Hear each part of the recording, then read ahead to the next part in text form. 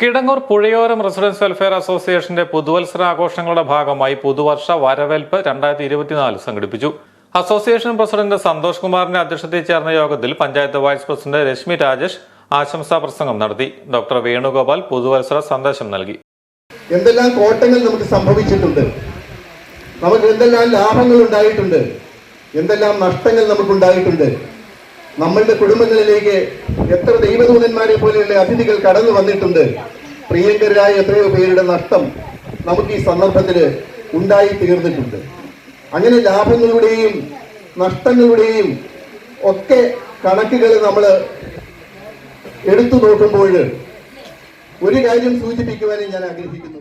80 വയസ്സ് പൂർത്തിയായ മുതിർന്ന അംഗങ്ങളെ ആദരിച്ചു. മലമേൽ ശാരദ അന്തർജനം രചിച്ച പുഴയോരം വഞ്ചിപ്പാട്ടിന്റെ അവതരണവും നടന്നു.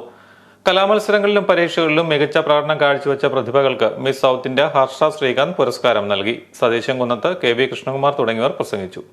ചെണ്ടമേളവും തിരുവാതിരയും വഞ്ചിപ്പാട്ടും കസേരകളെയും കൈകൊട്ടിക്കളിയും അടക്കമുള്ള വിവിധ പരിപാടികളും പുതുവത്സര വരവേൽപ്പിനോടനുബന്ധിച്ച് നടന്നു.